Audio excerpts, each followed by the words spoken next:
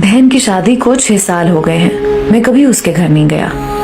ईद शब रात कभी भी अब्बू या अम्मी जाते हैं। मेरी बीवी एक दिन मुझे कहने लगी, आपकी बहन जब भी आती है उसके बच्चे घर का हाल बिगाड़ कर रख देते हैं, खर्च डबल हो जाता है। और तुम्हारी माँ हमसे छुप छुपा कर कभी उसको साबुन की पेटी देती है, कभी कपड़े, कभी सर्फ के डब्बे, और कभी कभी तो चावल का थैला भर देती है।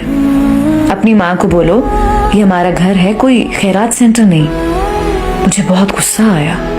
मैं मुश्किल से खर्च पूरा कर रहा हूँ और माँ सब कुछ बहन को दे देती है। बहन एक दिन घर आई हुई थी। उसके बेटे ने टीवी का रिमोट तोड़ दिया। मैं माँ से गुस्से में कह रहा था, माँ बहन को बोलो यहाँ ईद पे आया करे बस, और ये जो आप साबुन, सर्फ और चावल का थैला भर कर देती है ना, इसको बंद करें सब। माँ चुप रही, लेकिन बहन ने सारी बातें सुन ली थी। मेरी बहन कुछ ना बोली। 4 बज रहे थे। अपने बच्चों को तैयार किया और कहने लगी, भाई मुझे बस स्टॉप तक छोड़ाओ। मैंने झूठे मुंह कहा, रह लेती कुछ दिन, लेकिन वो मुस्कुराई, नहीं भाई, बच्चों की छुट्टियां खत्म होने वाली हैं। फिर जब हम दोनों भाइयों में जमीन का बंटवारा हो रहा था तो मैंने साफ इनकार किया, भाई मैं अपनी जमीन से बहन को हिस्सा नहीं दूंगा। बहन सामने बैठी थी, वो खामोश थी, कुछ ना बोली। माँ ने कहा, बेटी का भी हक बनता है, लेकिन मैंने गाली देकर कहा, कुछ भी हो जाए मैं बहन को हिस्सा नहीं दूंगा। मेरी बीवी भी बहन को बुरा भला कहने लगी और वो बेचारी खामोश थी। बड़ा भाई अलहदा हो गया कुछ वक्त के बाद और मेरे बड़े बेटे को टीबी हो गई। मेरे पास उसका इलाज करवाने के लिए पैसे नहीं थे। मैं बहुत परेशान था। कर्ज भी ले लिया था 1 लाख रुपया। भूख सर पर थी। मैं बहुत परेशान था। कमरे में अकेला बैठा था, शायद रो रहा था अपने हालात पे। उस वक्त वही बहन घर आ गई। मैंने गुस्से से बोला, अब ये आ गई है मनहूस। मैंने बीवी को कहा, कुछ तैयार करो बहन के लिए। बीवी मेरे पास आई, कोई जरूरत नहीं गोश्त या बिरयानी पकाने की इसके लिए। फिर 1 घंटे बाद वो मेरे पास आई, भाई परेशान हो?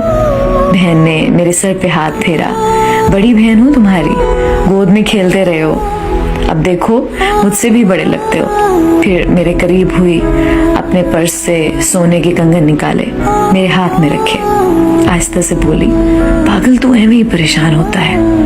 बच्चे स्कूल थे, मैंने सोचा दौड़ते दौड़ते भाई से मिलाऊं, ये कंगन बेचकर अपना खर्च कर, बेटे का इलाज करवा, शक्ल तो देख, जरा क्या हालत बना रखी है तूने अपनी।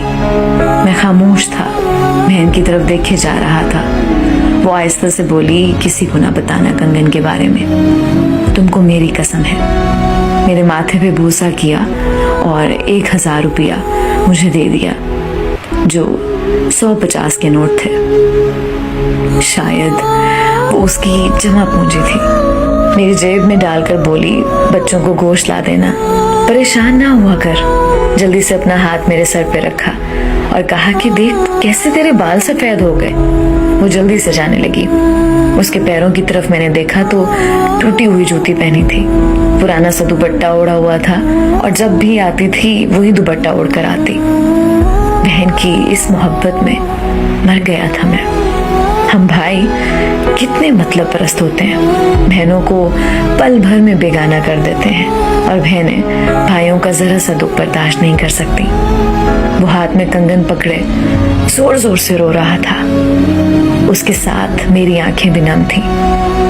अपने घर में खुदा जाने कितने दुख सह रही होती हैं। कुछ लम्हे बहनों के पास बैठकर हाल चाल पूछ लिया करें।